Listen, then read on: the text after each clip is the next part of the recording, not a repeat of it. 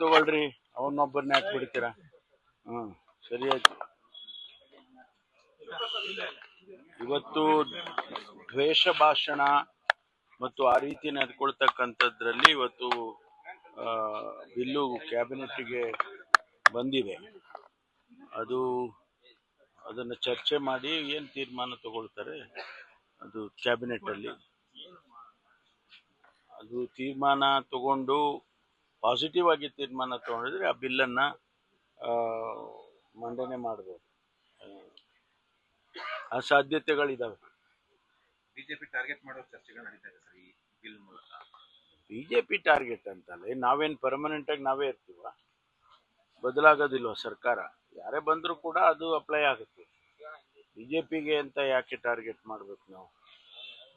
ಯಾರೇ ಆಗಲಿ ಅಲ್ಲೇನು ಬಿಜೆಪಿ ಅಂತೇಳಿ ಯಾವುದೇ ಶಬ್ದ ಬರೋದಿಲ್ಲ. ಅದರಲ್ಲಿ ಪಕ್ಷ ಯಾವುದು ಕಾಂಗ್ರೆಸ್ಸು, ಬಿಜೆಪಿ, ಜನತಾದಳ ಅಂತ ಬರೋದಿಲ್ಲ.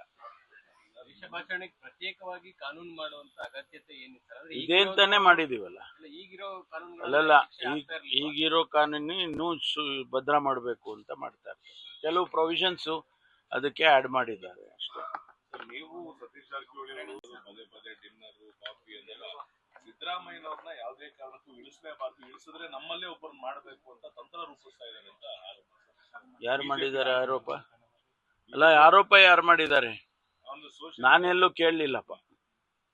ಯಾರು ಆರೋಪ ಮಾಡಿ ಸ್ಪೆಸಿಫಿಕ್ ಆಗಿ ಹೇಳಿದ್ರೆ ಅವ್ರ ಮೇಲೆ ಉತ್ತರ ಕೊಡ್ತೀನಿ ನಾನು. ಪಕ್ಷದೊಳಗೆ ಚರ್ಚೆ ಅಲ್ಲ, ಊಟ ಮಾಡೋದು, ಜೊತೆನಲ್ಲಿ ಓಡಾಡೋದು, ಮತ್ತೆ ನಾವು ಜೊತೆಯಲ್ಲಿ ಟ್ರಾವೆಲ್ ಮಾಡೋದು, ಅದೇ ಒಂದು ಆತಂಕ ಸೃಷ್ಟಿ ಮಾಡೋದಾದ್ರೆ ಭಾರತೀಯ ಜನತಾ ಪಾರ್ಟಿಗೆ ಇನ್ನೂ ಜಾಸ್ತಿ ಮಾಡ್ತೀವಿ. ಅಲ್ಲ, ಬಿಜೆಪಿ ಅವ್ರಿಗೇನು ಆತಂಕ ಇಲ್ಲ ಸರ್, ಕಾಂಗ್ರೆಸ್ ಅವ್ರಿಗೆ ಸ್ವಲ್ಪ ಆತಂಕ. ಯಾರಿಗೂ ನಾನು ಅದಕ್ಕೆ ಕೇಳಿದ್ದು ಅವರಿಗೆ.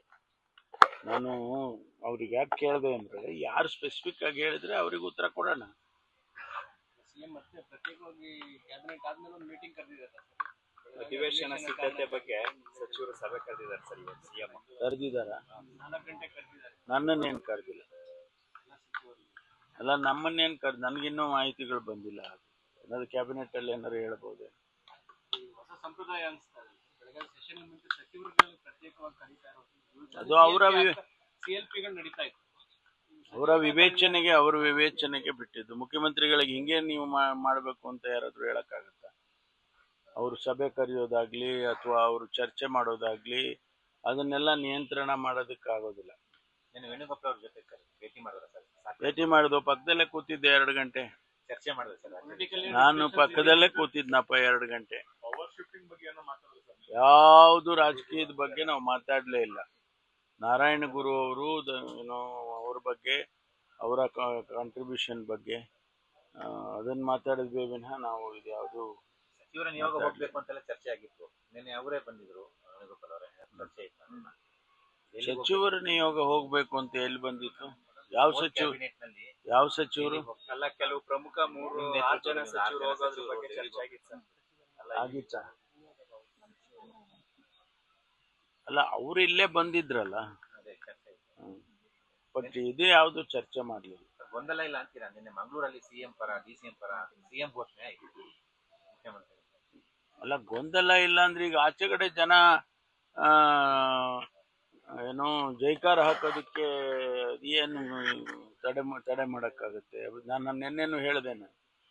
ಒಬ್ಬೊಬ್ಬ ಲೀಡರ್ಗೆ ಒಂದೊಂದು ಅಷ್ಟು ಜನ ಅಭಿಮಾನಿಗಳಿರ್ತಾರೆ.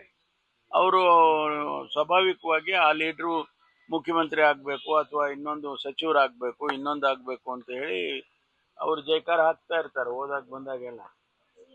ಅದನ್ನ ತಪ್ಪು ಅಂತ ಹೇಳಕ್ ಆಗೋದಿಲ್ಲ. ಬೆಳವಣಿಗೆ ಇತಿಹಾಸ